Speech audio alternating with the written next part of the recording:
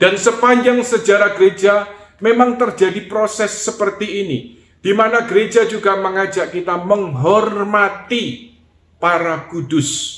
Para kudus yang kemudian juga digelarkan secara resmi dalam gereja, yaitu sebagai beato, kemudian selanjutnya sebagai santo. Nah, bagi kita, para kudus ini apa sih? Mengapa kita juga menghormati para kudus di surga?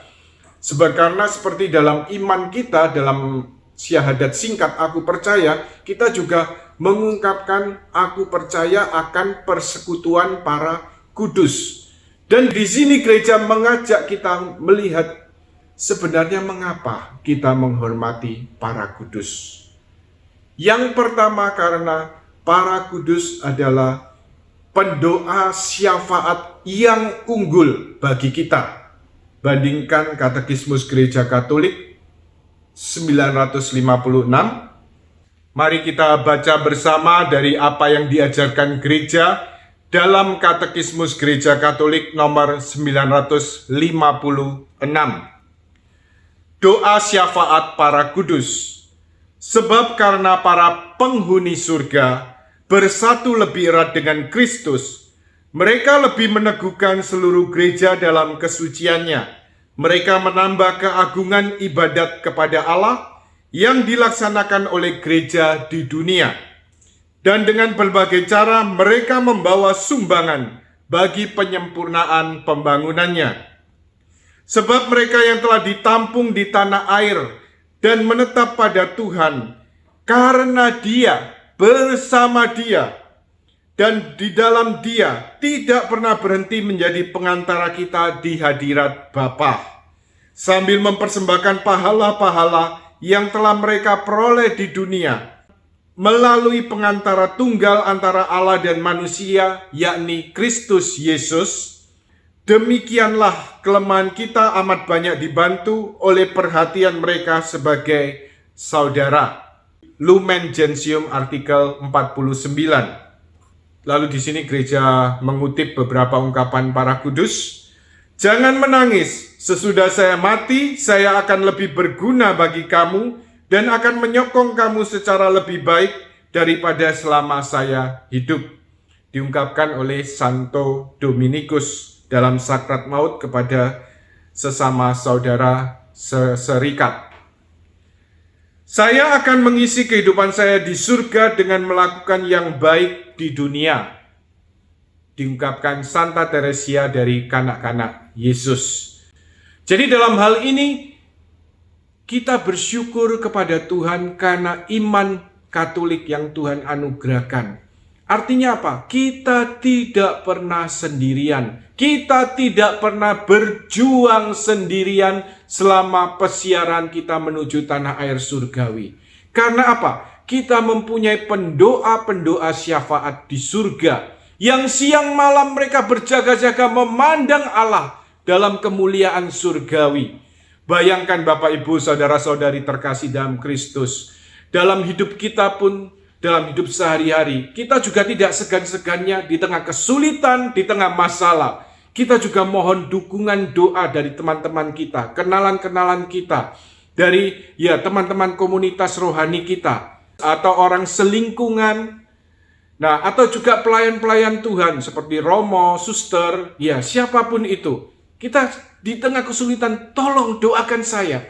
Nah, tetapi kalau kita bisa minta doa saudara-saudari seiman yang di dunia ini, maka kita bisa minta dukungan doa dari para kudus dan mereka adalah pendoa syafaat yang unggul. Kemudian mengapa kita juga menghormati para kudus dan meminta doa-doa mereka? Jadi karena apa? Para kudus adalah saudara-saudari seiman.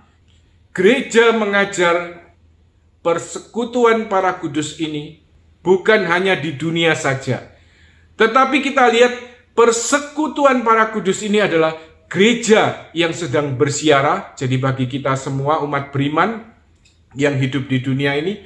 Lalu gereja yang jaya. Mereka yang telah mengalami kemuliaan surgawi memandang Allah dari muka ke muka, yaitu para kudus di surga. Dan kemudian juga gereja yang menderita, gereja yang sedang dimurnikan, yaitu arwah-arwah di api penyucian. Ini adalah satu persekutuan para kudus. Kita menghayati cinta kasih persaudaraan dalam Kristus. Bandingkan dari Katekismus Gereja Katolik nomor 957. Mari kita baca bersama-sama Katekismus Gereja Katolik 957 tentang persekutuan dengan para orang kudus. Kita merayakan kenangan para penghuni surga bukan hanya karena teladan mereka, melainkan lebih supaya persatuan segenap gereja dalam roh diteguhkan dengan mengamalkan cinta kasih persaudaraan. Sebab seperti persekutuan Kristiani antara para musafir menghantarkan kita untuk mendekati Kristus, begitu pula keikutsertaan dengan para kudus menghubungkan kita dengan Kristus, yang bagaikan sumber dan kepala mengalirkan segala rahmat dan kehidupan umat Allah sendiri. Dari Lumen Gentium artikel ke-50.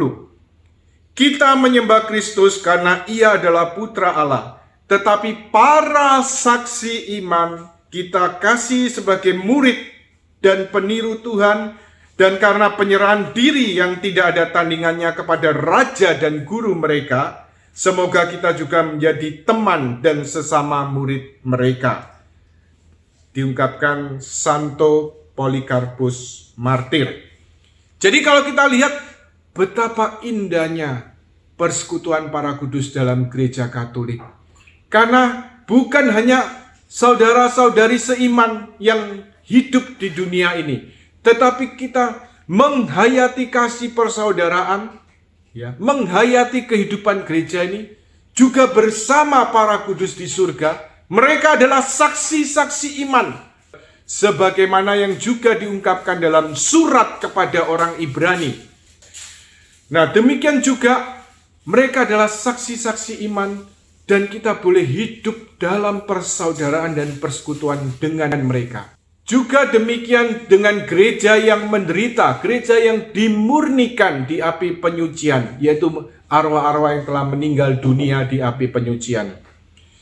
Kita semua adalah saudara. Sungguh-sungguh luar biasa rahmat ini, karena kita disatukan dalam persaudaraan, baik kita yang hidup di bumi, mereka yang di surga para kudus, dan juga mereka yang sedang dimurnikan di api penyucian. Karena itu, kita lihat bagaimana juga, dalam prosesnya ketika seorang sampai kemudian digelarkan kudus menjadi beato dan juga santo, itu juga melalui satu proses. Bagaimana kemudian umat beriman berdevosi secara pribadi, minta doa-doa secara pribadi dari orang-orang yang mulai dicalonkan, istilahnya mulai menjadi calon orang kudus. Demikian juga kepada Monsinyur Gabriel Manek SPD ini. Seperti saya ungkapkan di awal tadi, banyak orang mulai melakukan devosi pribadi, minta doa-doa beliau, dan mengalami mujizat-mujizat dari doa dan perantaraan beliau kepada Allah. Jesus, I adore.